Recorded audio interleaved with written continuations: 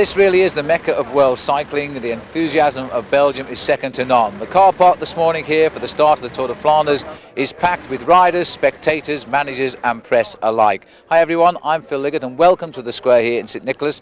You know, they say there are 10,000 spectators here for the start this morning, and they rightly claim that's the biggest crowd you'll ever get for the start of a classic race, because after all it goes to Ninove to the finish, and that is a few kilometres away. The race goes down into the deepest heart of Flanders, and the peculiarities of this race, well, there are 14 small climbs called bergs or mounts. They call this the Queen of the Classics here in Belgium. It does stand comparison to the other Queen of the Classics in France, Paris-Roubaix, because the two races both have pavé or cobblestones. The difference is here in Flanders, they're all uphill. Well, the race starts really for everybody with ambition to win with 85 miles to go, and then the hills come thick and fast. The last climb is the Bosberg, just 7 miles from the finish, and that was where last year Edwig van Hooijdonk springboarded away to victory. In second place was Johan Museeuw. Now, if Edwig van Hooijdonk can win again today, it will be for the third time. He will join an elite club of riders, in fact totaling only 4, including himself, to have won this race on 3 occasions. But what men can beat him? Sean Kelly could win this race. He's been second in it 3 times. He's been third in it once. He's just won Milan-San Remo. He comes here as the leader of the World Cup, and he's almost 36 years of age. There's also the champion Italian, Moreno Argentin, who won this race in 1990. Last year he won 2 of the Spring Classics here in Belgium. He's won this before, he'd like to win it again. So there are plenty of riders to take on Edwig van Hooijdonk in the fight to find out who will be boss of the Bergs. So let's join the action of the 76th running of the Tour de Flanders. And the big field in the Tour de Flanders have a lot to think about this year, because early on in the race 4 riders have built a lead of 22 minutes plus today. They are now down to 8 minutes 20 seconds. 3 riders are chasing them in between, and the distance still to go, some 53 kilometres. That's around 32 miles still to race. And the Molenberg is the next big climb on the horizon. There's now a lot of fluid movement in this bunch, but you know they've let the line run out long today. This 4-man breakaway of Hervé Meevisch and Patrick Roland, both Belgian riders, Thomas Wegmüller of Switzerland and Jackie Durand of France. It was Durand who launched the first attack very early on, and they're still out in front. The gap is now coming down, and the counter-attacks are coming very, very heavily indeed from the Buckler team and from the Lotto team as they swing onto the cobblestone, and somebody slipped there. This is the climb of the Molenberg. It could well have been Edwig van Hooijdonk who missed his pedals on the climb. Guido Bontempi it was. There he is, getting his feet back on the pedals as he starts the climb of the Molenberg. A little climb, only half a kilometre, but it's a brute. And the riders now are having to tackle this with a deficit of 8 minutes 20 seconds on those 4 leaders. And they're getting to grips here. Now this is the chasing group that's trying to get away at the front, because they're really going to have to get something going now. They've been steadily knocking off the minutes on every climb so far. But they've played out a lot of line with these riders, probably because the 4 riders up front, really the only one of any note in the professional world is Thomas Wegmüller. This is Johan Museeuw, who's just dropped back here, trying to break away now in this second group. He's got with him, I think, Yellow Nidam on the far right, and the man setting the tempo here, well, that'll be Johan Capio. Capio, the winner this year of the Het Volk, and he really is coming into his own this year, developing himself with some good wins in the races. There's Nidam, Yellow Nidam, son of Henk Nidam, but he really is a superb rider now, Yellow Nidam, looking for the move that might finally eat into the lead. There's 3 riders just ahead. Well, that'll be Sammy Morels, Schmiel and Ken Gialta. They broke away just a few kilometres ago. Now these 3 are coming across, and this is a very, very good move by Lotto, because Lotto are bringing across their favourite, Johan Museeuw. They have a strong rider up there already in Sammy Morels, and if the 2 of them get together, well, these 6 could now fly from this leading group. It looks as though Museeuw, in fact, a little bit concerned about the proximity. He's waiting to see if the short, sharp climb of the Molenberg has done the damage he wanted. If he's got the gap, then he'll start putting his weight into this chase. He's going to come up right behind his teammate, Sammy Morels, and just let him know the captain's turned up, and now it's time to get on with some serious chasing. Well, they've managed to eat into that lead. As I say, 22 minutes was the original gap, 22 minutes 10 seconds to be exact. Let's have a look at this again now. Watch the centre of your picture, because this is where, in fact, Bontempi overcooks it on the bend, loses the traction on his back wheel. manages to get his foot off quick enough so he doesn't fall. He was balked a little bit, I think, by another rider on that corner. But anyway, he survived to live on. He's having a bit of trouble finding his feet again. This big man who's got tremendous form this year, Bontempi. It looks as though he might be in for a good year. Let's go back up to the chase. And in fact, these three riders are being joined. There's the 6 riders in the lead. There's a small group here coming across as well. So there's this now developing into a nice little chase group. That looks like Rolf Sorensen there, Ali Austria rider. We'll go down and have a look. And he's actually shouting at them. Maybe he's shouting at Ken Giolta here to just hang on while he comes across the gap. His teammate goes straight through. Van Hooijdonk is up here too, wearing number 1 as last year's winner. Now this is a very good group. And the other name on our screen, Marc Madiot, the winner of Paris-Roubaix 1 year ago, has come across. This is a superb group now of strong men. And now we should see the lead come down very rapidly with those 4 riders out in front. Johan Capio having his best season thus far and willing to get on with the racing now on his homeland, the Tour de Flandes. He must have put in thousands of training miles on these narrow roads down here in Flanders over the years, and happy now to tap out the rhythm. A long thin line, the peloton behind, not giving up yet by any manner of means. This group must be then about 9 strong. But it looks to me as though they're getting across. Roodborst is the location, 31 miles from the finish, and still to come, of course, the climbs of the Berendries, the Muur, the famous wall, and finally the Bosberg, which comes some 7 miles from the finish. And those should be enough to see the boys in the front back in this big peloton. It's not likely they could possibly survive what would indeed turn out to be the longest escape in the history of the Tour de Flanders. They're not that strong. Let me tell you a little bit about Hervé Meevisch, because he's a 23-year-old, second-year professional. He got his contract, in fact, with the Carrera team only largely after a suggestion from Eddy Merckx, and he's riding in the team now. He finished 57th last year in Paris Tours, and he's never won a race at all as a professional. Patrick Rowland, well, I would say that Patrick Rowland probably best remembered for a stage victory in the DuPont Tour last year in the United States, where he won the leg between Newark and Columbia, and that win also gave him a very brief lead in the event. But he too is not an outstanding rider. The most exceptional rider in that league group is, of course, Thomas the Tank, Thomas Wegmüller from Switzerland, turned pro back in 1987. Just look at Capio here, by the way, as he tries to really turn the screw a little bit tighter because the main field are latching on at the back.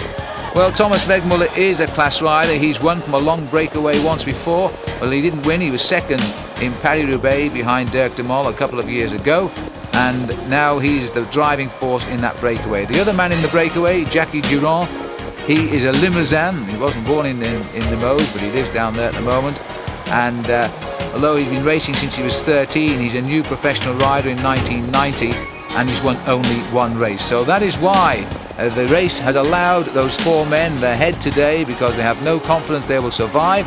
Now they've got to prove their point and chase them down. Well, that was a lovely attack they had going there. Now just look at this. So many riders have got across that the power has been turned off, and Capio doesn't like it. He wants a little bit more action. What's the point of working hard if you're going to let it all go again, he thinks. And 23 seconds is the screen there, but that, I think, is this small group which is just built up over the main field. Number 3 coming through there, and that is Frans Maassen, who's got into the picture now. So Frans Maassen, this looks like the big figure of Dirk de Wolf, who has plenty of support here in Belgium. And it is indeed Dirk de Wolf. He looks as though he's about to crush his bike there, he's so strong. A little look at the camera, a little blow out of the mouth, and he's just come across. In fact, there's the 50 kilometres to go pano sign. That's 31 miles rather from the finish. And de Wolf has done a good ride to get across this gap. Although the bunch has certainly thinned, this has got to be a very big group indeed. Capio still up here.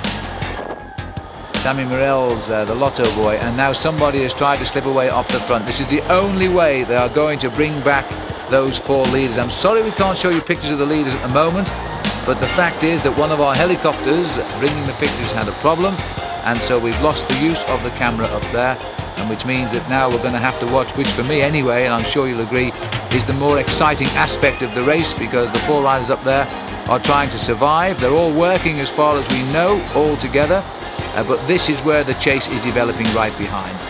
Verster Kouter And the overweg, well, that's the Flemish word for a level railroad crossing, and there it is, and they're safely through that one.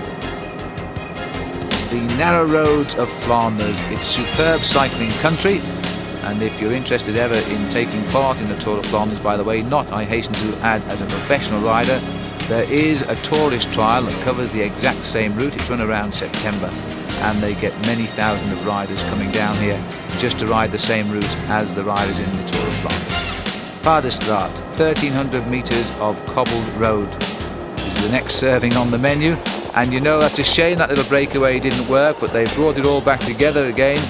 This is Frans Maassen now tapping out the rhythm at the front. Big Frans, who turned up with a great victory in the Amstel Gold Race that year, last year rather, and he'll be there defending his title again this time through. In fact, having said all that, this is Gerrit Solleveld. They're very, very alike, but this is Solleveld now who's setting the tempo. We've got Solleveld, Van Hooijdonk, Frans Maassen, Nijdam, the kingpins behind the Buckler successes, and now trying to close down on what is really three unknowns and a very experienced long-distance specialist out in front, and that is Thomas Wegmüller. And now the riders, there's two riders down there from the Motorola team. That's a good sight. They're still looking for a very elusive victory to open up their season. Second year sponsorship by the American company, of course, and last year they made such a brilliant start, especially with Phil Anderson winning so well in the early months. But there we are, they haven't won at all this year. I suppose that's the luck of cycle racing, and they're going to have to do something about wiping out the lead of these four riders pretty soon, before they get to the Bosberg indeed, because once you're at the Bosberg, you've got 7 miles of rolling countryside and you're down at the finish in Meerbeke. 47.9 kilometers from the finish, that's around 30 miles to go. We're still waiting for the latest information on the times, but I would say now we're around about 7 minutes 10 seconds, and the chance now that these riders really must start to close down. This is Solleveld still doing a lion's share of the turn at the front. Try and keep this, he's being tailed there by one of the TVM riders, and 39 seconds they're showing us here, but these are little splits that are happening at the front of this group as they try to go clear now of the big peloton behind. And the Motorola rider who looks in the front there, I think it's Dag Otto Lauritsen who's riding near the front. Well, that's good to see Dag back onto form as well. There's Van Hooijdonk, slipped a little way down in the blue jersey.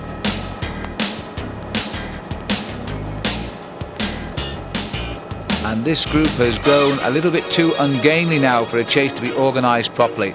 Once they come off these cobblestones here at Paardenstraat, the next major climb will be the Fondriest, and that'll come some 32 kilometres from the finish, which is exactly 20 miles, and by then they really need to be down to around about 4.5 to 5 minutes behind that leading four if they're going to have a chance of bringing them back before we get down to the finish. A lot of racing being done now. The whole ride, all of the riders here in a long, thin line. And there is confirmation. There's only 3 riders left. Look, Wegmüller, Meerbeke and Durand. 7 minutes. Now, it's still possible indeed. That's the sort of time check I wanted to see, 7 minutes. The rider that they've dropped, in fact, is Patrick Roland, the 29-year-old from Belgium, and the stage winner of the DuPont Tour last year at Columbia. He has been dropped from that lead group, and that will be sweet news in the ears of this chase group now, because they will now feel happy that those front 4 riders are showing signs of cracking. Because you bet your life that word will have swept down through the peloton by either the motorcyclists or somebody on the roadside, but they will know that Patrick Roland has been dropped from that lead group. 7 minutes the gap now. Heading down through Uppers Hogestraat and on through Strijpen.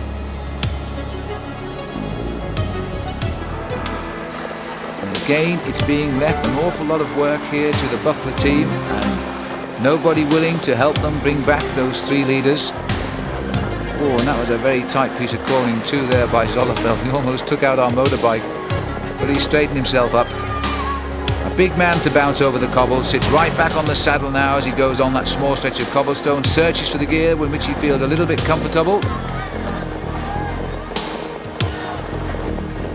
Well, I wouldn't think that those people can survive now, because they really have got themselves a superb rhythm going here, but they could do with a little bit more assistance at the front. 1700 meters of cobblestones here for Sollefeld, and he's the first man in the best position to plot the course. And in fact, news reaching us that Greg LeMond has had a little bit of trouble, and he's crashed but not seriously, and it sounds as though he may well have retired from the race.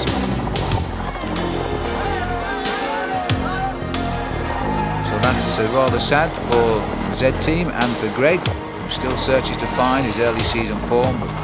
One has that sneaking feeling that he's come to the European circuit this year in rather good condition. Time will tell the answer to that as Sollefeld continues to bash out the tempo. A tattoo there on his left arm, which I've never noticed before, I must say. Pulling this race into a long straight line. I'm surprised that nobody's trying here to get up alongside him and give him a hand, because they know now that this leading group of only 3 riders inside 7 minutes with every turn of the pedals. The seconds are knocking off.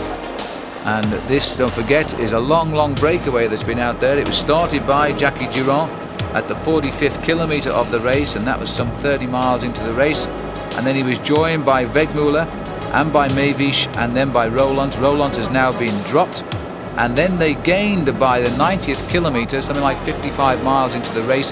They had an enormous lead of over 22 minutes. And since then, they've been losing ground. The question is, can they survive? And I think you get good odds at the moment to say that they will not.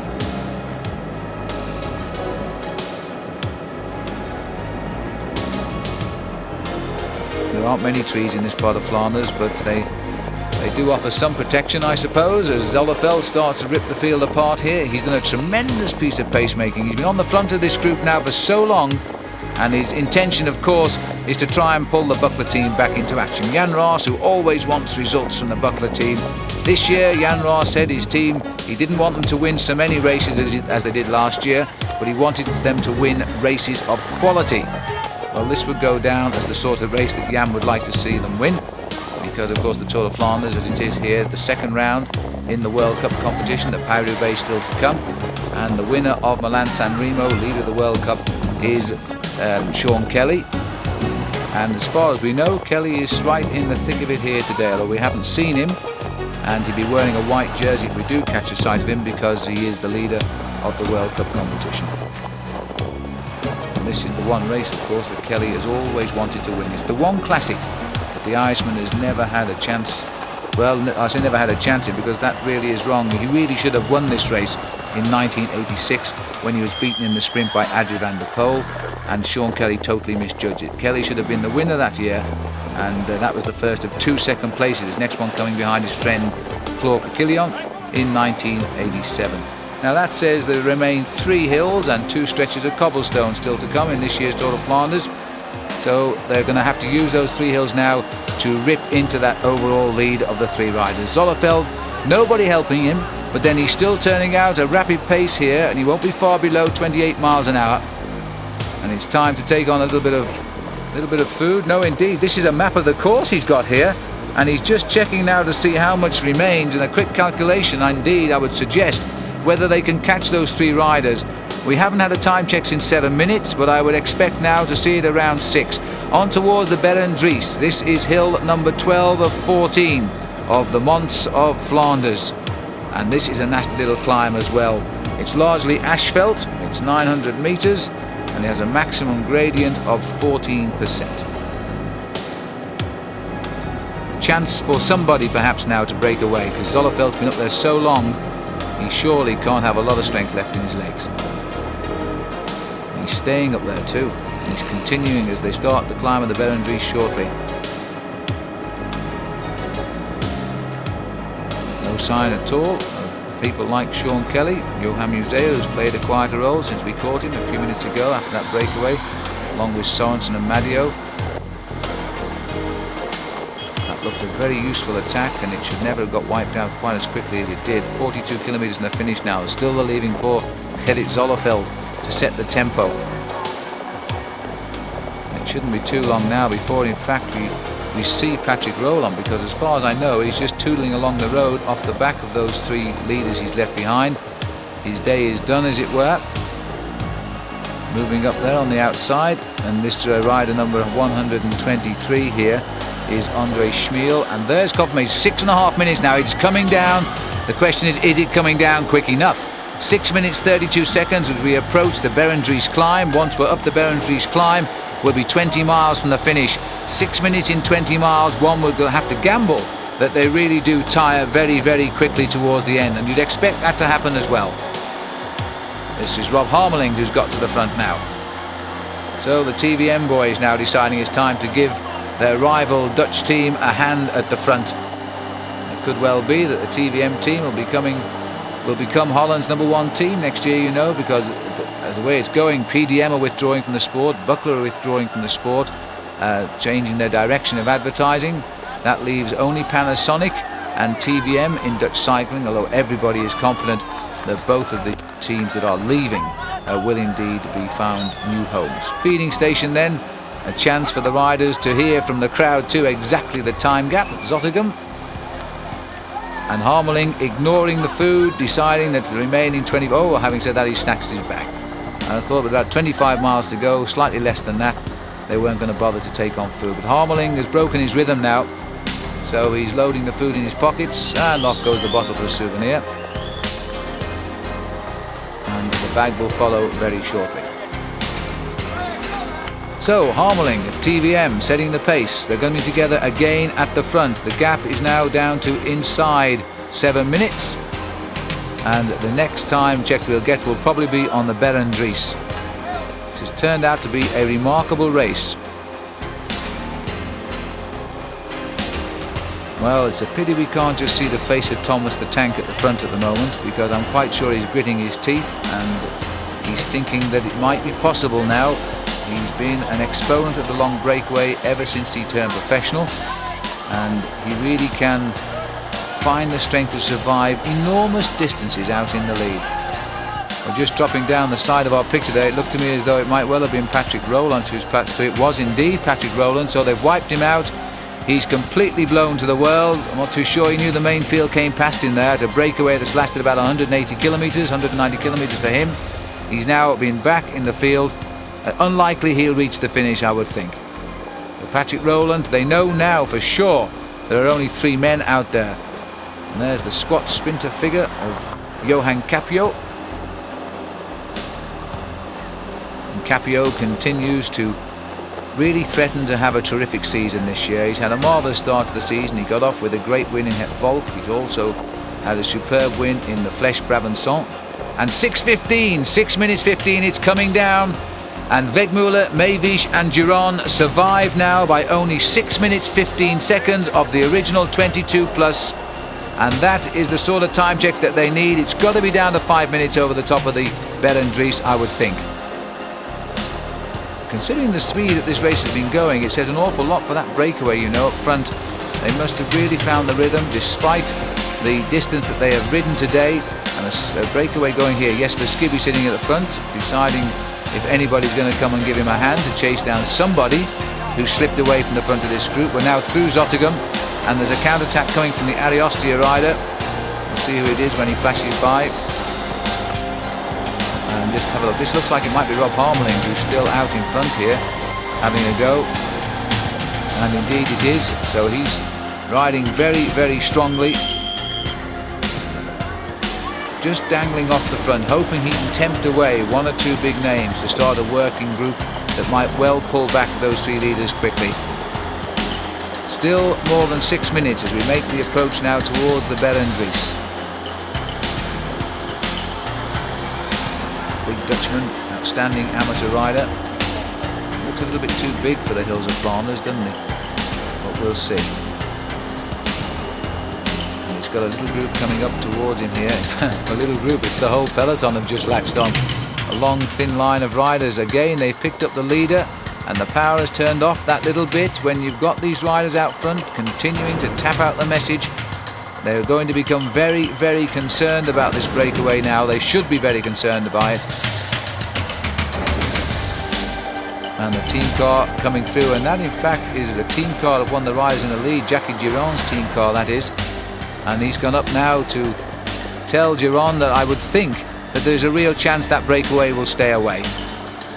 Because Durand's gone through and Carrera's going through as well, and that's for Hervé Meerbeke, and they must be quite surprised that Meerbeke, who's never done anything in the world of cycling, is now up there in this breakaway, and they're going up to tell him to keep going.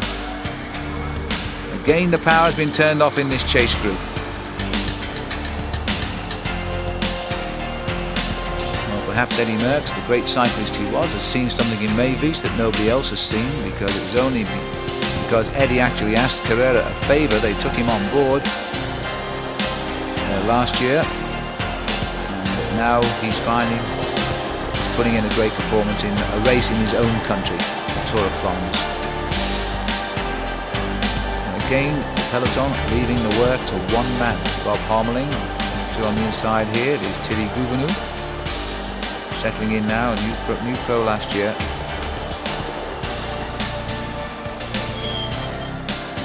It's been a long wait for the people here. I think seeing the leaders go through some 5.5–6 minutes ago. They're now seeing the bunch come through, and they might well be thinking that it's all over for the peloton. The peloton certainly aren't thinking that. They're relying now though on the slowing down at the front, which will come through tiredness of the distance, because if they did survive to the finish, they will have been in the lead for over 220 kilometers. That in itself will be a record in the Tour de Flanders. And Harmeling trying to keep his team man Johan Capio in touch here. Good piece of pacemaking. We've seen nothing at all of Moreno Argentin. Rolf Sorensen has put in a brief appearance when he made up the numbers in that 9-man chasing group. But you know, Argentin started off so well this season. He finished, he had something like 6 wins before they came here. He won 2 stages and the overall in the Sicilian week. Now we're heading up towards, it's still 4.5 kilometers look to the Fondriest, so there's still plenty of time. Second in Milan-San Remo after Sean Kelly caught him just before the finish, and he won 3 stages in Tirreno Adriatico. That's Moreno Argentin. But since then, he's appeared to me to be losing the edge of his form. Well, at this time last year, of course, he was virtually unbeatable. Still Harmeling being left to do all of the work at the front. And there should be a change of partner if there's going to be any catching of that breakaway. Jelle Nijdam is resting some 4 back behind Thierry Gouvenou. I think that's Ralf Jerman in second place behind Harmeling here. And now I think 5:58 inside 6 minutes. We're about 3.5 kilometers from the Fondriest. So Wegmüller, Meerbeke and Durand, if they were beginning to think they might have this race in the bag, they want to start thinking otherwise, because the last few miles of Tour de Flanders is very, very difficult indeed. Very difficult indeed, especially with the climb of the Muur. It's a brute of a hill, it's cobbled all the way, and it is so steep in fact the following cars in the race have to be sent around the climb, because, and that's Jerman.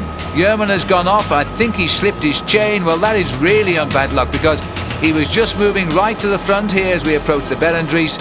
His chain is jammed, and Rolf Jerman is, I would suggest now, out of the Tour de Flanders, because you're not going to get back right now. Jelle Nijdam has got back in control at the front. He stomps his way up, and Nijdam, what a strong rider Jelle Nijdam is. Superb rider too. Multi-stage winner in the Tour de France, and you could say he's going at a gallop. Well, it's the barren fields of Flanders, and so often the weather at this time of the year is bad. It's not bad today, in fact it's quite pleasant, but you can imagine how the wind and the rain destroys a professional cycling peloton when they have these races in bad weather here at this time of the year in Flanders. And it's exactly at this point, they're saying here, where Moreno Argentin jumped away when he won the race last year, and indeed for the moment anyway, we've got 3 riders who have gone, and these riders are trying to bring them back. André Schmiel again on the attack. Become a much improved bike rider this year, André Schmiel. He lives in Belgium at Charleroi, although he's a former member of the Soviet Union. Like so many Soviet cyclists now, they're turned professional, and they are making a big impression on the professional peloton. Harmeling again, I think it is, forcing his way back to the front. And Andre Schmiel decided, oh yes, he's going to get out the saddle and take his wheel.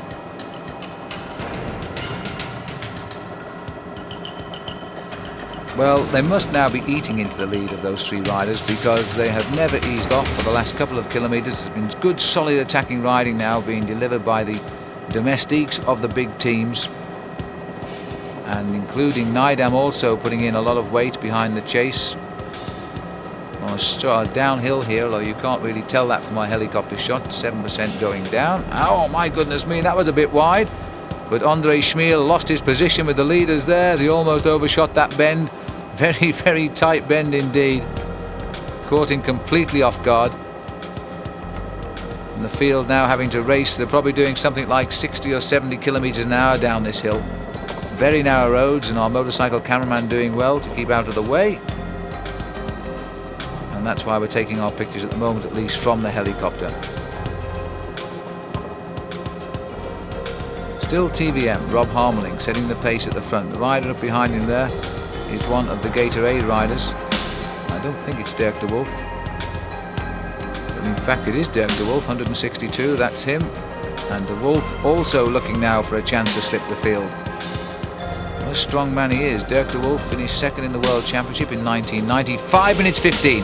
The gap continues to tumble now. From original 22:10 was the biggest time check we had, and now it's down to 5 minutes 15 seconds. It's still possible that they'll reel those three in, because once they hit the Bosberg, they're going to hit a wall, and they will literally hit the wall when they get to the Muur, because that's what it means in the Flemish language. Muur means wall, and that's what it's like.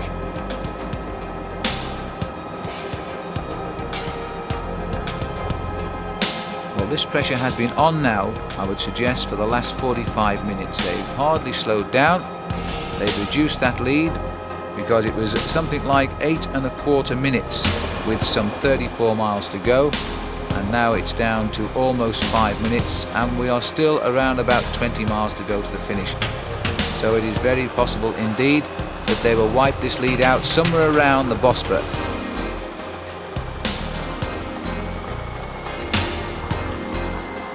And there's been a crash here, and this is at the back of the pack, and in fact that is Sorensen down there, and Argentin looking over his shoulder.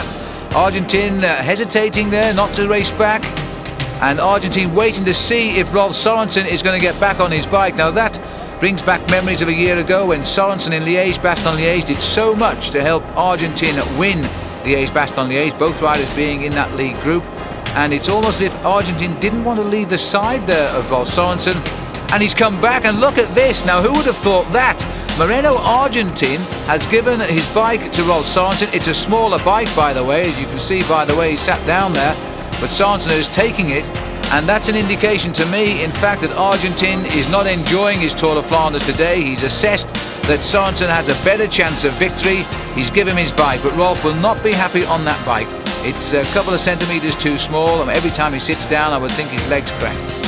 But that is a fine gesture by Moreno Argentin, a rider who's won 6 races this year. And there's the fall in the centre of the peloton, and it looked to me as though it was Sorensen who touched the wheel and went down, and 1 or 2 riders have been delayed by the crash, and 1 or 2 more appear to have fallen off as well. What it has done though is split the field completely right in the middle, and it might well be that that field will stay split now.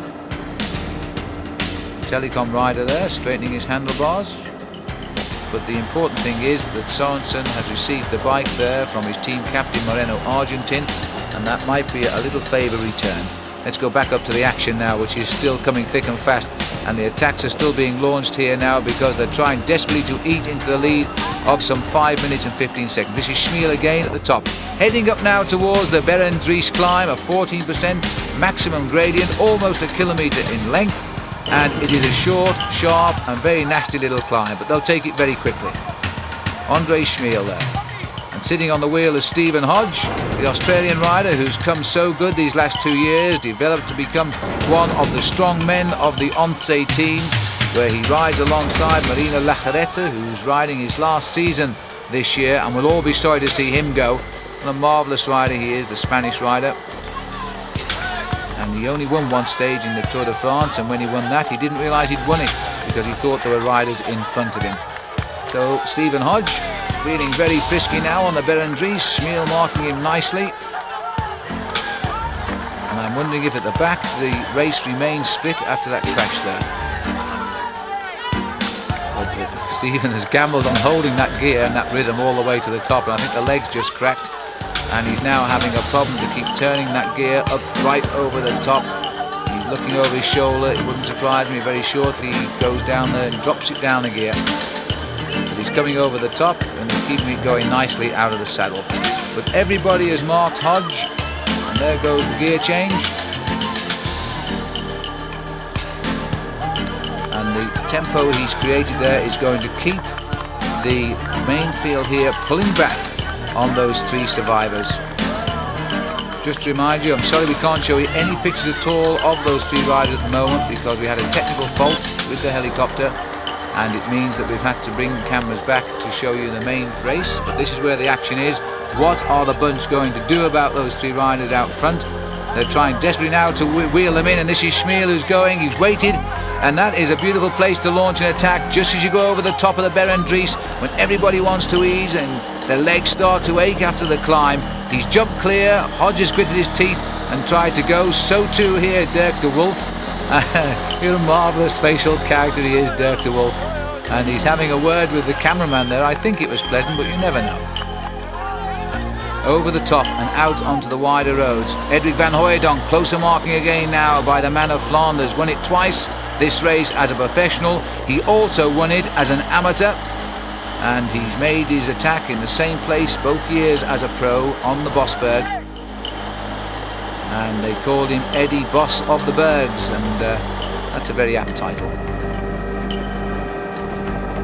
Well, again, they've got a split at the head of the field, some 12, 13 riders or so, but once more, they're freewheeling, they're not pushing home the advantage.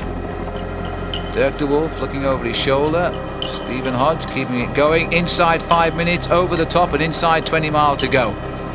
So they're going to have to take out a minute now every 5 miles. Or every 4 miles, isn't it, if they're going to catch them before the line. And that should be possible. But whatever happens to those riders out front, the three of them, you have to admit that they have really taken this race apart, and they've thrown in a few frighteners to this main field.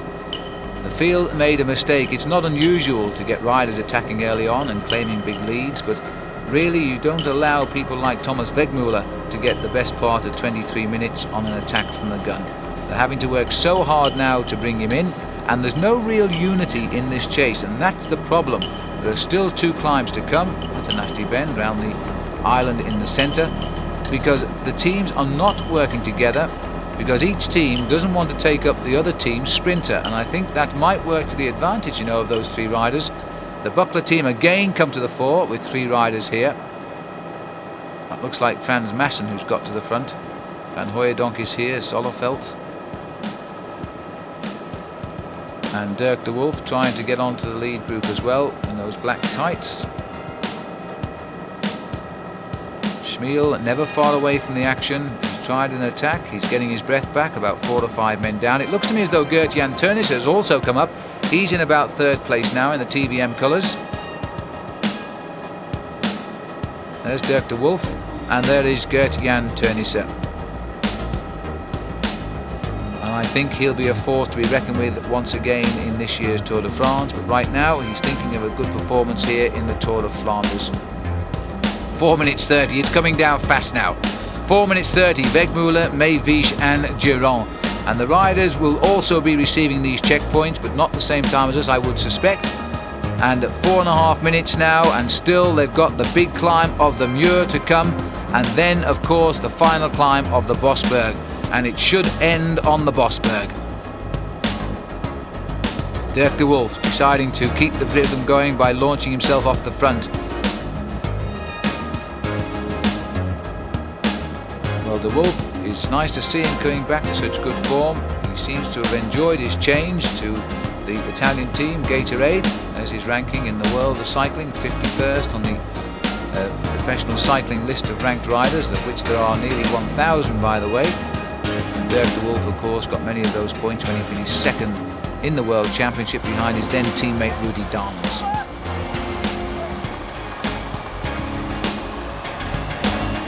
And the field coming back together. Johnny Toland, no, it can't be Johnny Toland, but the rider coming up on the outside, Panasonic rider there. Johnny Toland is Mark van Orso, the redhead on the Panasonic team and the workhorse of the team. Just keeping Dirk de Wolf in his sights and trying to drag across that field as well. There's de Wolf. If he gets clear, then he'll be gone. A very strong rider indeed, Dirk de Wolf. I first remember him in 1982 when he came over to Britain as an amateur. And I think he brought his whole fan club with him, and he dominated in the Sea Link International 5-day race. Went home the winner and then turned professional. And everybody felt he was destined to be a great star. Well, he hasn't actually lived up to that. But nonetheless, Dirk de Wolf this year has come out with the best form I've seen him for a while. And of course he finished second in the World Championship as well. So let's hope he can do something this season. At the moment he dangles off the front. He's finding it quite painful as well. His idea is here really, I would think, to hope that one or two riders will come and join him and give him a hand for something like 18 miles still to race. We're just over 4 minutes behind the leaders. They're very tired, they're coming down, but the riders know here that they must, when they get into Geroldsbergen, they'll be on the Muur de Grammont, and once they climb that climb, they must be within 2 minutes, I would say, to really hit them hard on the Bosberg and then take care of them before the finish at Meerbeke. That's the theory. Now what will happen in the practice? De Wolf, I think, is well aware of the danger now of this breakaway. There's no doubt the Buckler team are. They've worked very hard to try and catch these leaders, but without success so far, and De Wolf is still holding on to his lead.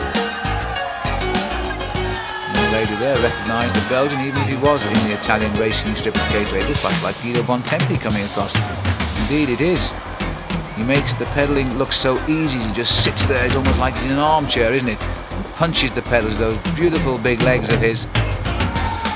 Stage winner in the Tour of Italy and the Tour de France, and the winner of Gent-Wevelgem a few years ago, 9 years ago, I think it is, to be precise. Now, De Wolf has got somebody with him, but the Lotto boys have hit him and hit him rather hard. He wasn't ready for that. He was looking the way of the camera. He has an eye for the camera, Dirk de Wolf, and the riders came up on his right. And now they're trying to rip off from Hodge again, trying to get onto terms.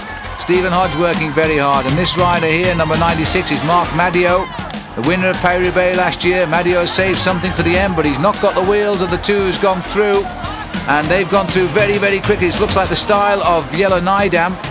Nydam trying to get across now. This is a very strong move indeed. Madio is gritting his teeth. He's slipped it up a gear, and it looks like he might well get on the wheel of Yellow Nydam. Nydam is here, but remember that there's two riders gone ahead, and we'll try and get up there and have a look who they are. And they're trying to assess whether they should allow these two chasers on. Well, they're worth it because, of course, they're both extremely strong. It looks like there's an Ariosto or Panasonic rider coming across the gap as well. Could well be Sorensen. And this is Johan Museo that's got to clear the front. And so we've got this small leading group. Museo. That's why Nydam reacted so well, because the danger man is now trying to get clear of the field. The Museo has waited to let them on. He needs them there for the help. And the one Ariosto rider who has jumped on the back there is Rolf Goltz, the winner earlier this year of the Tour of the Mediterranean. Another man who's known victory on the stage of the Tour de France. And it's down to 3 minutes 40. This is the schedule now for the capture of these three. It's all going according to plan, but they've made it a very, very hard day out. They've had to chase so hard to reduce that gap of over 22 minutes. The field is clawing its way back. What a terrific finish this is going to be to the Tour de Flanders. Just look how this field claws its way back. Van Hooijdonk in second place here. Edwig Van Hooijdonk, who really does feel the Tour de Flanders is his. He's won it twice as a pro, once as an amateur. And despite the fact that he's got Yellow Nydam in that chase group, he's joined the train in the chase down of the leaders. But you may note he wasn't working in fact. So Van Hooijdonk in second place in the chase line as they keep on coming towards those three leaders. There's slightly more than 3, but it looks to me as though they've got them all. They've wiped them out with that reaction. So they've caught them. And a general regrouping of... It's certainly that big bunch has come down a little bit in size now. So there we have Rolf Goltz looking over his shoulder and seeing the tall figure of Edwig van Hooijdonk. And the race now settling down again into the sort of... Well, it is a united chase now, which is rather special. And we've got, what's his name, Teunissen is also there. And there's Max Schiandri taking time out on the right of our picture. And, you know, you really should play poker, Gert-Jan Teunissen, because he looks so casual. You never know how he is feeling at all. Never shows the pain of the day. Van Hooijdonk always at the front, and again looked over the right of his shoulder. The attack's gone on his left side. Now we're heading to the vicious climb of the Muur. We are still 9 kilometers away. It's still a long way to go, isn't it, to the Muur? And again more attacks being ripped off the front here by Johan Museeuw. He's anxious now to get things going. A feeling that this breakaway is there for the taking, but if we don't take it soon, we're not going to catch it at all. And Museeuw putting in a lot of violent attacks here to try and get this field either split up or in a concentrated effort to catch the 3 leaders. Van Hooijdonk has got up to this front group. Stephen Hodge been very active these last 20 kilometers or so, 12 miles. And Rob Harmeling also had an excellent last hour and a half in this Tour de Flanders, always near the front. Just over 15 miles to go. Parijke, Hodge back at the front. Riding with a great deal of confidence, this young man. He won the Mazda Tour in Australia towards the end of last season. And he's having a great season this year as well. And I think that he could really develop now. And there's news coming from the front that Meerbeke has been dropped by the leaders. Meerbeke, and this is also an attack going here from Dag Otto Lauritsen. And Lauritsen launches attack for the Motorola team, whereas the news reaches us that Hervé Meerbeke has been dropped by the 2 leaders in the front. So they're down to 2 men. Van Hooijdonk now getting inspired by that. He's going after Dag Otto Lauritsen and chasing both of them there, the Panasonic rider Rudy Darnans, and Museeuw goes again. So the Belgian sprinter won't take it lying down. He goes too, and he's being chased there by Marc Madiot, who equally has used this race, I'm sure, as a test bed today for his form for the upcoming Paris-Roubaix, because Madiot won that race last year. He will defend his title in just a week's time. And this really is Frans Maassen this time, coming through. So they're down to 2 at the front now. Thomas the Tank, that's Wegmüller, and Jackie Durand, and another crash on the bend here. Lauritsen has gone down, and Dag Otto Museeuw is down as well. That's Museeuw getting his bike out of the mess. So Dag Otto Lauritsen, Museeuw is gone. I think it's Ballerini as well who's with them. So there's 2 riders gone down. The man left behind, Dag Otto Lauritsen. Well, my goodness me, memories of the 1990 World Championship must come flooding back here, because Lauritsen fell then, went on with a real chance of becoming the world champion when he collided with Dirk de Wolf. Well, de Wolf won't take the blame for that one, because he was nowhere near Dag when he fell. And we'll try and have a look at that again in slow motion if we can, but at the moment let's go back up to the... Oh, there we are. And so let's have a look exactly what happened. He comes on this left-hand bend, a little bit of confusion. It's further back from the motorbike, right down towards the middle, so watching the centre as they make the corner now.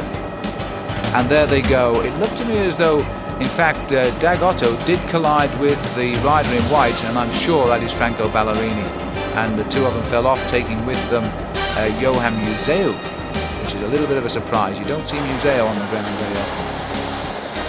Right, well, let's get back up to the leaders. This is Teunissen. Well, the leaders of the main field, that is, of course, because we're still a few minutes away from the head of this Tour de Flanders, which is turning out to be a superb race. But all the racing being done now here by the chase group. Maassen and Teunissen have got clear of the field, these 2 superb Dutch riders. Frans Maassen now feeling its chance to unleash the turbo in those legs, and Teunissen will be just the man to go along with him. So, Frans Maassen, winner of the Amstel Gold Race last year, and the controversial Gert-Jan Teunissen, and he's now tucked in nicely into Maassen's wheel. And if anybody can come through, it's these 2. They've got the Muur still to come at Gerardsbergen. cobble brute of a climb with its gradient of 1 in 4. And they don't let the cars follow the riders up there because it's so steep. They can't afford a car to stall. They send the cars all around the outside of the climb. They meet the race again as it comes over the top. And we're now inside 15 miles from the finish. Well, the Muur comes towards the end. It's the second to last climb of the day, and it comes at exactly 10 miles to go. Now the two strong riders here, excellent move, but they will not let them go. Again, we've got an Austria rider coming across. It wouldn't surprise me if it's Rolf Goltz, because the rest of the Austria team seem to have had all sorts of trouble today. In fact, Argentine has apparently fallen again and is almost certainly out of the race. Sorensen we've never seen since he changed bikes, and I would think he was very unhappy with that bike change. Now don't adjust your picture because you think we've gone out of focus. In fact, what we're seeing now is the exhaust of the helicopter, which is giving us something of a heat haze on the picture. Now this is Goltz. It is indeed Goltz coming across the gap and flying across the gap. And you need sunglasses to look at Rolf Goltz with shoes like that, don't you? Onto the tail then of Frans Maassen. This is a very workmanlike group now as they come over.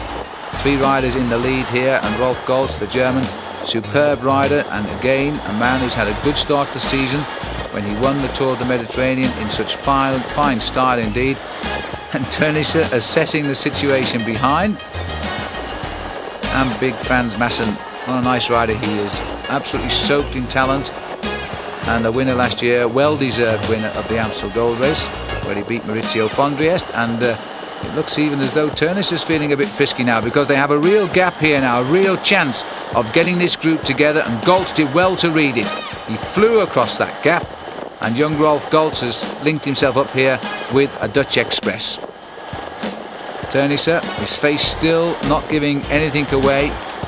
Rolf Goltz turned professional, by the way, back in 1985. He's the winner of Paris-Brussels, which he won in 1988. He comes up with the odd good result, to say the least. Runner-up in Milan-San Remo in 1990, and he knows all about the Tour de Flanders because he was 4th in this race last year. It's funny how when riders do well previous years in an event, how that they seem to try that much harder to repeat the feat the following year. It happens to Steve Bauer every time he rides Paris-Roubaix. After he won it 2 years ago, he finished 4th in it last year in a very good performance, and he's obviously on good form again now, and he could well do another good ride in Paris-Roubaix when it comes up next week. Well, the field behind certainly haven't gone into a slumber. They're working very hard to bring back these 3 riders, despite the fact they've got TVM, Austria and Buckler represented here. But I don't think there's any Austria riders there able to slow down the chase. And the TVM boys, well, obviously can't contain it either, because they are coming back. But this sort of chasing now, this tag match across the hills of Flanders, is all going to eat into the lead of those 2 riders, don't forget. Although we haven't seen Hervé Meerbeke yet, he's on his way back to us, that we are sure of. We should be able to catch a glimpse of the leaders actually when we get to the Muur, because our television cameras have static positions there, and that'll be a chance to see Durand and Wegmüller in the lead.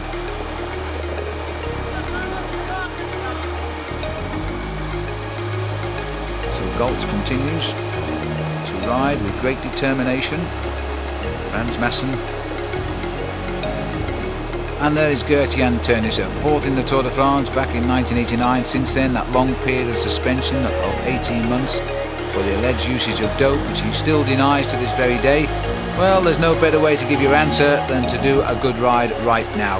He's in the breakaway. This is the latest time check, 3 minutes 15 seconds back to these 3 riders, and the man in between, almost a minute back of the leaders now, is Hervé Meerbeke. We'll see him, I would think, by the time we get to Gerardsbergen on the wall, but they're going to have to be within a minute by the time that they get to the Bosberg if they're going to have a chance of catching those 2 leaders now.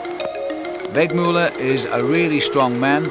Although we can't show you pictures yet of the breakaway because of our technical problems with that helicopter, Wegmüller has undoubtedly been the strength of that breakaway. He's been doing all of the pacemaking. There's Goltz, 6th in Paris-Nice this year, as well as his win in the Tour of the Mediterranean. And that's Johan Museeuw and Franco Ballerini here. They must have just jumped away from the field. They're trying to get up to those 3 leaders. 17.9 kilometres to go, about 11 miles from the finish. Heading up now towards the Muur. Oh, in fact, no, they're coming back from that crash that we saw a few minutes ago. That's been a long chase for Museo and Ballerini. They're just about to get onto the tail, and it's going to hurt because they're going to get onto the tail of the main field here at a time when they're about to face up to the climb of the Muur. That's a teammate, possibly Sammy Morels, who's dropped back there to pace his teammate. No, it's one of the MG, but no, it is Sammy Morels who's picked up Museo and Ballerini and is giving them a leg back into the bunch, and that saved a little bit of pain for Museo. He'd be grateful for that. And now the chance to see the leaders for the first time, and here they are on the climb of the Muur de Grammont, and look who's in the lead, the Muur de Gerardsbergen, and look who's in the lead now. It's still indeed Thomas Wegmüller and Jackie Durand, the two sole survivors of a breakaway that started at the 45th kilometre, the 28th mile of the Tour de Flanders, and we're now running down towards the last 10 miles of the day.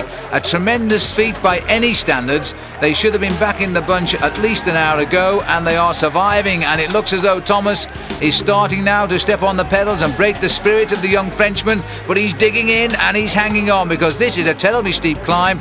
It's 1 in 3.5 to 1 in 4 at its steepest. And there, Thomas Wegmüller is the first to go through and over the top. Durand has suffered but survived as he goes over the top there, right on the wheel of Wegmüller. This is the chase group now who's coming in towards Gerardsbergen itself before they start the climb up the hill. Now they've got to get away. We're looking for the time check of no more than 2.5 minutes by the top of that climb, and then it will still be possible as they run down towards the last climb of the day, the Bosberg. News reaching us too, by the way, that the troubles for the Motorola team continue this season because Frankie Andreu and Phil Anderson have both had punctures, and we've already seen the elimination of Dag Otto Lauritsen from the front here because of that crash. Onto the climb now, and the Panasonics packing the front. Mark van Orso is up here, Rudy Darnans too, and going up through in the middle there we've got Vyacheslav Yekimov. Right on the near side of the camera, number 1, last year's winner, Edwig van Hooijdonk. He was thinking of victory here 1 year ago too. Sammy Morels dances his way up behind. Morels training for the Liège-Bastogne-Liège Classic, where he might feature more, although he's not featuring too badly in the Tour de Flanders right now. This is the sad sight of Hervé Meevies, the other Belgian rider who's been out in front all day. He's over a minute now behind the two leaders who've gone through, and he must not be too far ahead of the main leaders of the pack. Oh, and is this hurting? Cramp in the left thigh, that's for sure. And Meevies now, his day is well spent. Onto the Muur, the Panasonics have got the head of the field, so they're looking for a planned attack here as they start the climb. And Van Hooijdonk is the rider who's also planning to try and go clear on the Muur. No further time checks at the moment. But as you can see now, Meevies in very definite trouble. That will leave only 2 survivors of this breakaway. Van Hooijdonk is tapping out the rhythm at the front of the race, and I must say, for a long, tall, thin man, he climbs these small hills so strongly. He's sitting in the saddle there and he's working away. He's got Fondriest, I think it is. Yes, it is indeed Fondriest sitting on his wheel and feeling the pain too. Van Hooijdonk immensely strong. He slipped it up a gear as well. As Fondriest goes past him, Van Hooijdonk grabs his wheel. Rudy Darnans comes up and leads the field, so Johan Museo behind him. These 2 riders going clear now. This is a good move. This could be where Van Hooijdonk, last year's winner, gets off the front, and he's trailing at the wheel of Maurizio Fondriest, the former world champion. He will be a superb ally with him on the final chase down to those 2 leaders. If he can get away from the pack now, he's having a job holding on to Fondriest, but they've opened up a tremendous gap. Darnans himself is in fact trying to slow down the reaction, if you can slow down the reaction, on the wall here. And a little bit further down, then you can see how hard it is for the mere mortals in this leading group, because I must say Fondriest made it look rather easy along with Van Hooijdonk. The rest are having to struggle up the climb as best they can. There's poor Rob Harmeling on the left. He works so hard at the front for the best part of half an hour. Now paying the price, he hangs on to the back of the field on the climb of the Muur de Gerardsbergen. So Harmeling, his job done as a domestique, now has to get to the finish as best he can. Meanwhile, let's go back up to the I think these will be the chasers of Maurizio Fondriest and Edwig van Hooijdonk. Van Hooijdonk still having a problem holding on to the back wheel there of the Italian. Fondriest second to Frans Maassen in the Amstel Gold Race last year. That's still to come this season, of course. And we'll close the Spring Classic season in the World Cup. but we're a little way from that yet. This is only round 2 in the World Cup. Sean Kelly the leader. We haven't seen Sean Kelly at all in this Tour de Flanders, and I find that a little bit sad because Sean is the rider that we would have liked to have seen winning this. This is the one race he's always wanted, and that is Meerbeke. And I'm not sure he knows now even which day it is, because he's in a terrible state, and these two riders won't even afford him a second glance now as they go through on him. Fondriest is leading, and Meerbeke looks over his shoulder, and look at this, he's found the strength to go again. Well, hats off to Meerbeke, because he knows the quality of these two riders who've picked him up now. At 15 kilometers to go, we could do with a time check right now, and I bet the two chasers could as well, because this is the second group on the road of 3 riders, and last year's winner Van Hooijdonk has now slipped into top gear. He's waited for his moment, and in the end it's had to come on the Muur de Gerardsbergen, because everywhere else he's tried, the field has marked him. He did well to grab the wheel of Fondriest, and Fondriest is a super ally to have right now. I don't know how long Meerbeke can possibly hang on to these two, but he won't be asked to contribute to the breakaway, that's for sure. A long gap, I would say probably 20 seconds maybe, to the rest of the remainder of the 192 riders who set out this morning with high hopes of winning the Tour de Flanders. Every one of them except 4 have been put in the back seat for almost the whole day of racing, and gradually those 4 riders at one stage leading by over 22 minutes have been whittled away to, I would think, inside 2 minutes, but we've got no confirmation of that yet. And certainly there's a Motorola rider here now trying to make amends. I think it's Maxi Sciandri who's trying to bridge the gap as well, with the rider from TVM. And in fact, well, I can't believe this, but they're scrabbling their way back up to those 3. And so Meerbeke, Van Hooijdonk and Fondriest have not yet escaped the clutches of the pack, but at least these attacks and counterattacks are going to be closing down the gap on those 2 front runners. But you must imagine now the confidence over every climb those 2 leaders must be gaining. They know now that only one hill separates them from the biggest surprise probably in the history of the Tour of Flanders. There's Meerbeke just changing up a gear. I should think he's not realising exactly where he is right now, because he's been out in front for over 4 hours. There's the final climb of this year's Tour de Flanders, the Bosberg. And Eddie, remember, earned the title Boss of the Bergs because he's always launched his winning attack on this climb on the 2 times he's won it, including last year. But now he's going to have to come from behind. He's going to have to jump on this climb and hopefully reach the leaders. And we haven't a time check at the moment, but it must be in the region of 2 minutes. And I feel that they needed to be just over a minute behind to have a real chance of winding in those 2 survivors before the finish. It could be that we are now about to witness the big surprise of any Tour de Flanders. And there it is. It's a sad farewell to Hervé Meerbeke. She's tried to hang on, but he hasn't been able to stand the pace, and I'm not surprised, but hats off. Let's hope that this has given him confidence now to develop in the professional class, because he's only 23 years of age, 2nd year professional, plenty of time for him. There's not plenty of time for anybody that wants to win the Tour de Flanders though. These 2 have got to keep the rhythm up, and they've got to get up there quickly. And it must be terribly, terribly frustrating for Van Hooijdonk, because quite clearly he has the winning form of last year. He's ridden tremendously well, and he's finding himself now put into the back seat by 2, well, I won't say virtual unknowns. It's certainly true of Jackie Durand, the Frenchman.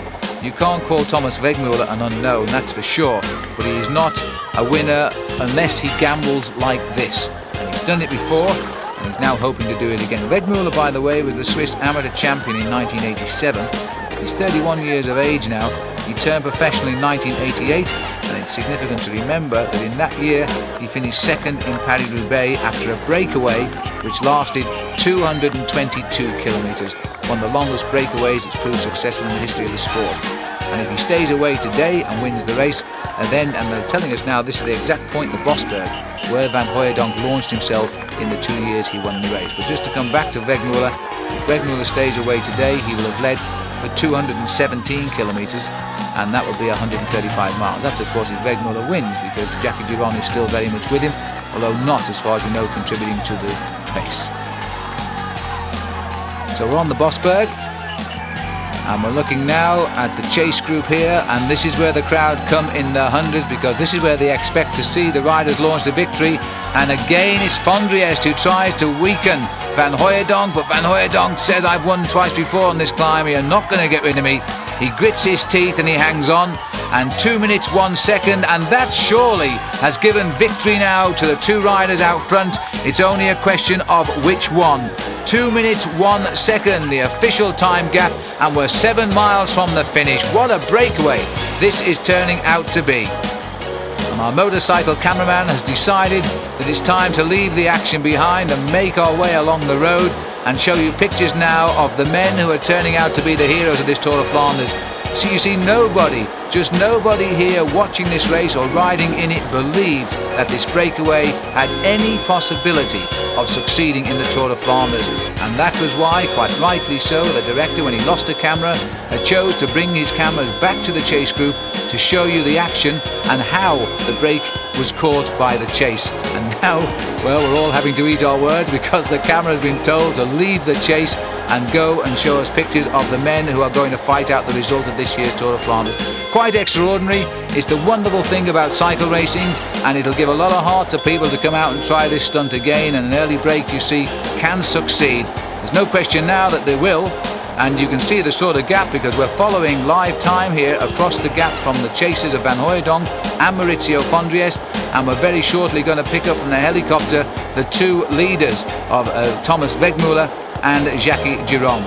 The Castorama team, well, the French, by the way, I think you go back to Forestier as the last French winner of Paris-Roubaix, and that was 36 years ago, and that is a big gap. But the French are flying high this year. They've won 16 races, 16 major races this year, and so they've made their best start for, I think, 5 years in the professional cycling. And look at this, we've gone back all right, but Wegmüller wasn't in the lead. He's been dropped.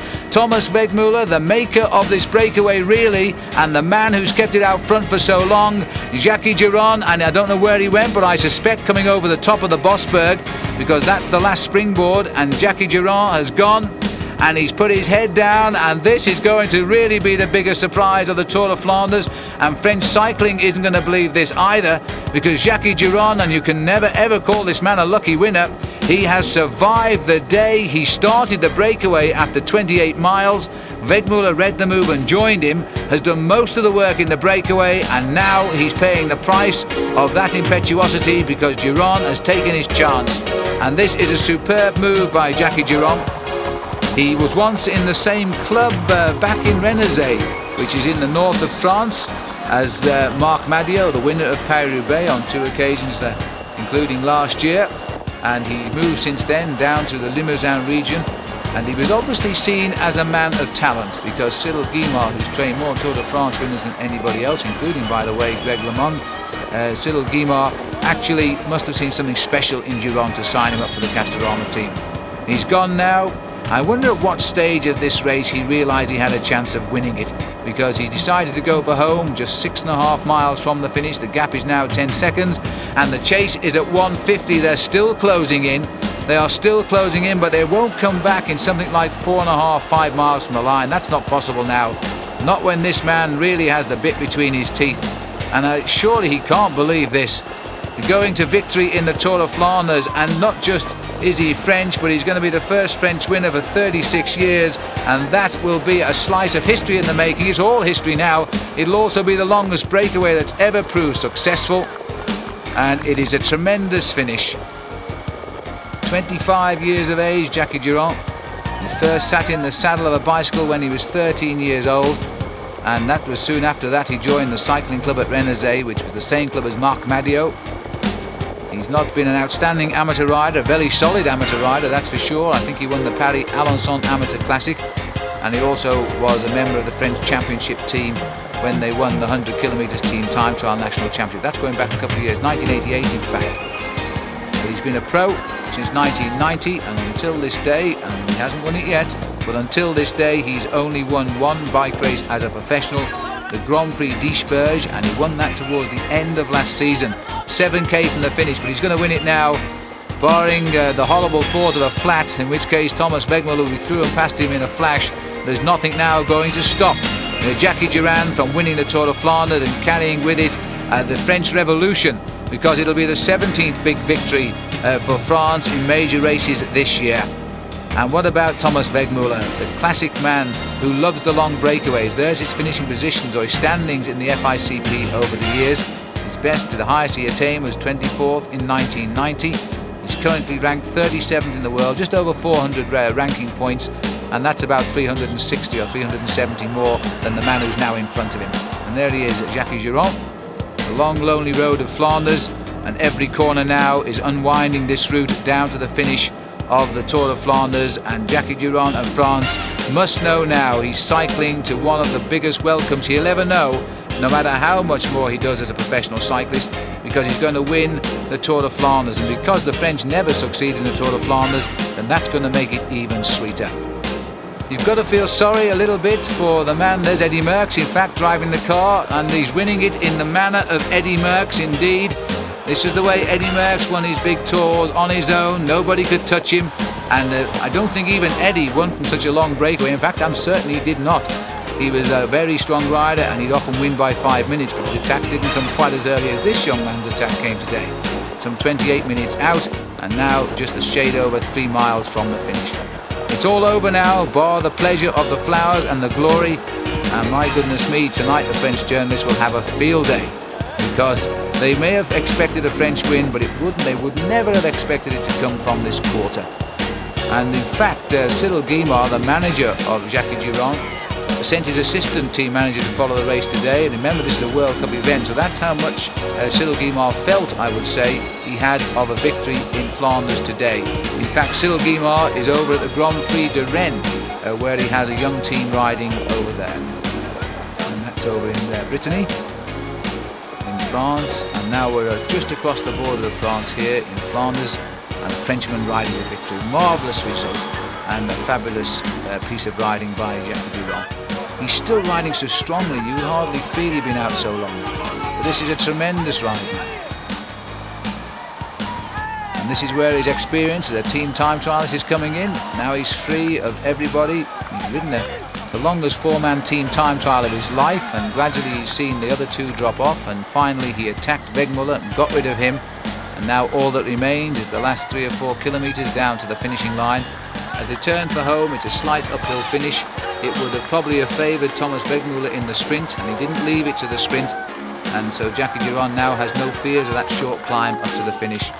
Still, we understand Van Hooijdonk and indeed Fondriest, they are still together. The gap is coming down. They are less than a minute behind as far as we can understand, but they're not going to pick up either Wegmüller now, but they'll be very close on Wegmüller. There's the gap now, 24 seconds Durand to Wegmüller. And in fact the other 2 are not very far behind Wegmüller, but let's have a look through the captions here and just see. There is Thomas the Tank, and he is absolutely blown now. He's hanging on in there, but nobody should take away his second place today. He's earned it so much.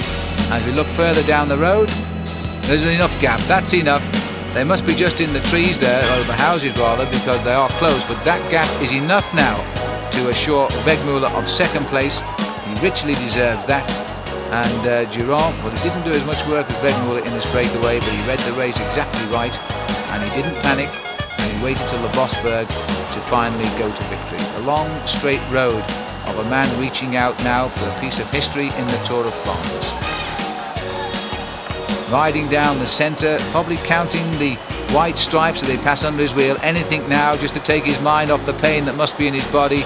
He's just looking over the cars behind just to make sure that nobody is sneaking up on him, because it's happened before. I remember when Stephen Roach should have won Liège-Bastogne-Liège, when he was battling it out with Claude Coquillon. They spent so much time looking at each other.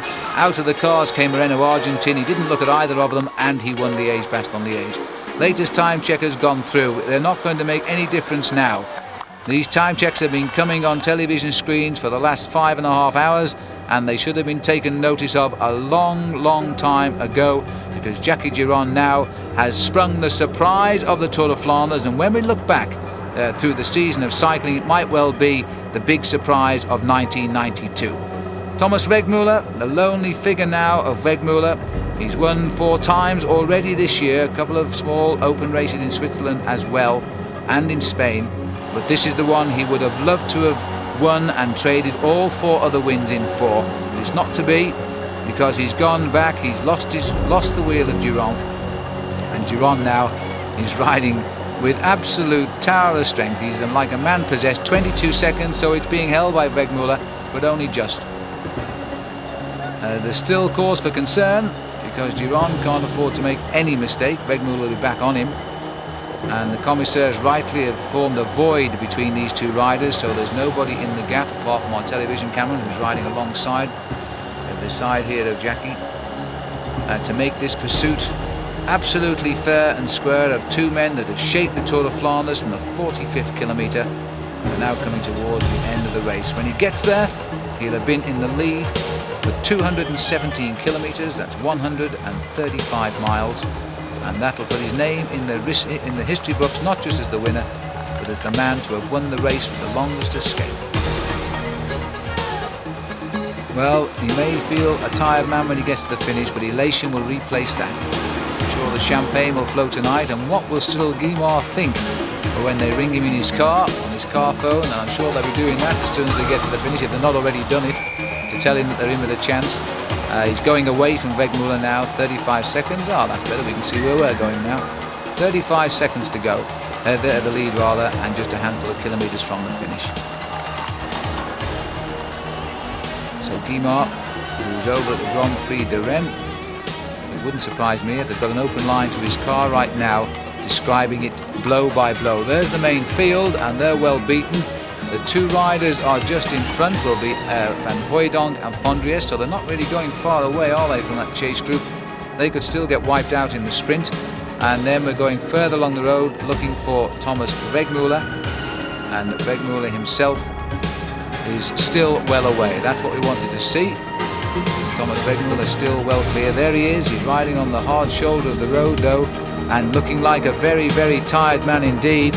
So it could well be, you know, that Wegmüller will not survive here, but let's hope that's not the case. It's certainly going to be okay for Jackie Durand. Just over 1 mile to go. In fact, almost exactly 1 mile from the finish for Durand, heading down through the streets. There's a kilometre kite here in Ninove, then out to the finish up on the little rise at Meerbeke. And it'll be another Tour de Flanders over, but this one will be remembered for a long, long time to come. And the French will not believe it. They're winning the Tour de Flanders with a young man who's only been a professional since 1990. He's only ever won one race in his life, but he's benefiting now certainly from the couple of years of advice he's had from Guimard and the much more experienced men on his team. They knew how strong he was. To them, I don't think it'll be such a big surprise because they know he's strong and he's been given the chance to win from a long way out. Whoops, we just missed that one. As he turns up now to the finish, the banner is as far as the eye can see, the end of the road, and what a long road it's been for Jackie Durand. 217 kilometres in fact, out in the lead, and he's still crouched in the winner's style at the same time, punching the air as well. And Jackie Durand can take one final look over his shoulders. This is going to be the greatest moment of his cycling career, the longest breakaway in the history of the Tour de Flanders, and now after Jean Forestier can rest in peace now, because another French winner after 36 years has won the Tour de Flanders, and what a great result really, because this breakaway deserves success, but the main field really should be shot because they allowed this breakaway to escape far too far ahead, and race they did, as we saw over this last hour of racing. They completely misjudged the strength of this young man. 23 years of age, and he's entitled to cry right now. First shots that count, and let's hope we see the sight of Thomas Wegmüller crossing the line, because he's been very much a part of the success today of France, and here he is, he survived, and we're all happy about that. The final 100 metres. So just like he was second in Paris-Roubaix in 1988, he's now going to have to be content with second place here in the Tour de Flanders after a very similar breakaway that lasted so long. He has a right to punch the air. Second place for him, and I think he'll be very, very pleased with that, although tomorrow morning he might have wished it was indeed first place. And that was the sort of gap that they escaped by, because the lead motorcyclist is round the bend, but the gap is enough. There's Wegmüller as he comes in, and I think he's looking for Jackie Durand, because there's Jackie on the right of our picture. Here's the sprint now for third place. Fondriest and Van Hooijdonk both looking over the shoulder, because you don't want to start this sprint too early. It is uphill, 250 metres is far too far to lead out. And now there's somebody coming up from the back of the field there. And so Durand, Fondriest is going to have to start the sprint, and he's going to have his hands full with Van Hooijdonk. Van Hooijdonk should be the stronger sprinter now. He's come from the advantageous position of the back, but Fondriest is giving him a very good run for his money indeed. Fondriest is gone. No, Van Hooijdonk takes third place. Fondriest is in fourth place, certainly in the same time. They're all a little way behind. This is the chase now from the back group as they come up towards the line. Dirk de Wolf there taking on the sprint too. Masson is alongside him. It's Masson who will take the line in fifth place, and I think Nijdam gets sixth. Madio will be seventh, and it's Jesper Skibby up there in eighth place. And the race really did split over the Bosberg, and this is the Ariostia team bringing over the next group in the Tour de Flanders, all of them beaten by a young Frenchman today who will go down in the history books as the great winner of the Tour de Flanders. A dream come true for young Jackie Durand, and I'm not surprised he's all smiles. Tonight the night, the champagne will flow. I think everybody here is still stunned by the result today. Did you notice the faces on the riders as they crossed the line? There was one of frustration on the face of Edwig van Hooijdonk. You know, even after 100 years of classic cycling, there are still lessons to be learned. A breakaway goes so far from the finish. This time it survived. The heads of state, as it were, completely misjudged this year's Tour de Flanders. Van Hooijdonk should have been the winner, as it turns out. Instead, he wasn't. The honours go to the young Frenchman, Jackie Durand, and Thomas Wegmüller of Switzerland. Wegmüller too, well, a few years ago he was second to a surprise winner in Paris-Roubaix. Now this year he's second to another surprise winner in Jackie Durand. That's the great thing about professional cycle racing, you know. Even us experts can never always predict the outcome. And it seems neither can the riders. From the Tour de Flanders, goodbye.